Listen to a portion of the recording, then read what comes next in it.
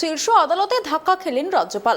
বিশ্ববিদ্যালয়ের উপাচার্য নিয়োগ নিয়ে সিভি আনন্দ বোসের কাছে জবাব তলব করল সুপ্রিম কোর্ট। রাজ্যপালকে নোটিশ দিয়েছে আদালত। আগামী এক সপ্তাহের মধ্যে রিপোর্টের জবাব দেওয়ার নির্দেশ দেওয়া হয়েছে।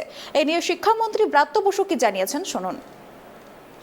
যে হয়েছে সেই দুটো দেখার এবং সেই দুটোর তালিকা চাওয়া হয়েছে, আমরা সেই তালিকা আজকালের মধ্যে জমা দিচ্ছি উচ্চশিক্ষা সংসদ এবং একটা রিপোর্টও দিতে বলেছে। হ্যাঁ এক সপ্তাহ। হ্যাঁ, ওটা গ্রাহ্য হয়েছে, আমরা জমা দিচ্ছি। আচ্ছা, বলছে যে মানে দুপক্ষকেই বসতে বলছে টেবিলে। আমি তো বসতে চাই,